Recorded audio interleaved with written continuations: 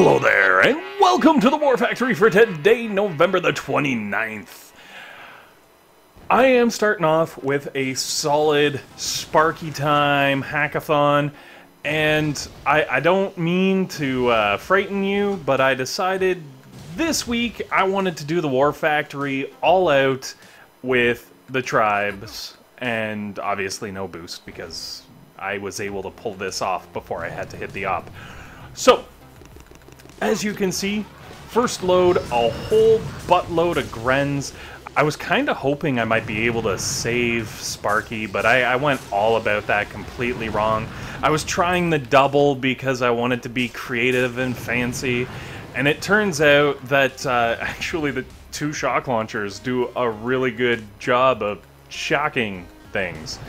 I know. Shocking, right?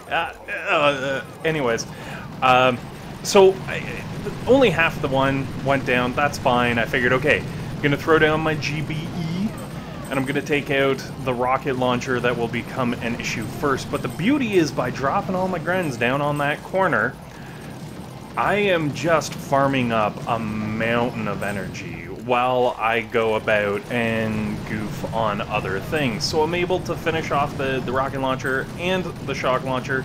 Lets me sink some of my energy into blowing things up. And then, of course, once I've gotten through those, all I've got to worry about is boom cannons and some mortars down in the bottom right-hand corner. You can see I'm just finishing it off there. Now, the boom cannons, I'm not 100% sure I really dealt with those properly. I feel like, okay, yes, for a couple of rounds, I need to throw a bunch of shocks out there. I need to lock them up a little bit and make sure that my Grens are safe while they go about doing their things. However, as you can see, my shocks at this point are like 22 energy, but my freaking critters are still 8, and I really do feel like what I should have done was throw down some critters into the safe spots while I had all of those boom cannons up. I feel like I really could have stretched out when I would have to use my shocks and like really balance my critters and my shocks a lot better to get further into the base. Like I could have, you know, saved one of those shocks for taking care of these stupid mortars over on the top right hand corner that are slowly picking off my troops, because I only went in with one boat of medic. I really was not looking at like keeping the Grens alive. Maybe a second boat would have been a good idea, but then I feel like I wouldn't have done as much damage, I wouldn't have pushed as far, and really it wasn't the mortars, I don't think, that were picking off my Grens. I feel like it was definitely more the boom cannons, but that's alright. Had I been able to save Sparky, probably could have done a lot more damage because I would have had those free critters constantly popping out. If you can do the double smoke with the re-smoke, the trick is you've got to throw the smoke just as you're coming out and start the first remote control, and then you got to mash that second remote control, and then the smoke lands. I did things all out of order, and it completely messed me up.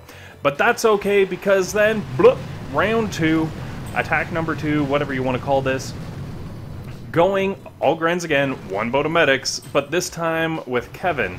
And the reason that we're taking Kevin along is because the other troop bonus from the tribes is Rifleman damage. And what does Kevin do?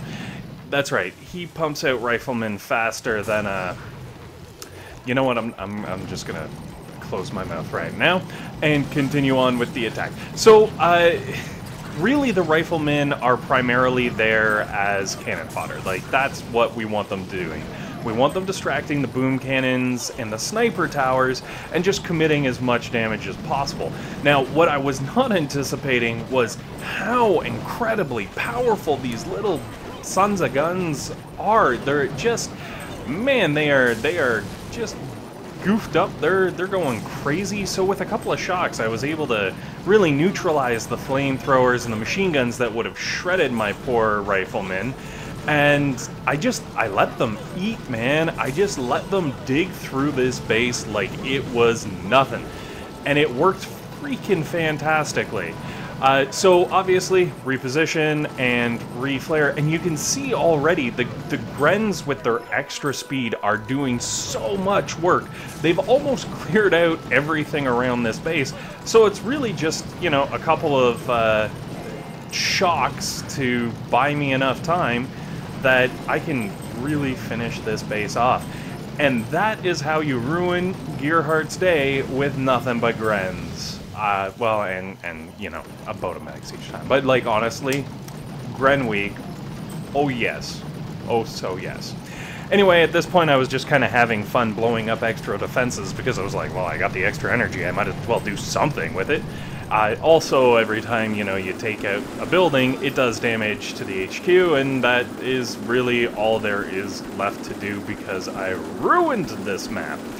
Anyways, guys, thanks very much for watching. Hopefully this has been helpful. Hopefully it's been entertaining. And above all else, hopefully you guys have a fantastic day.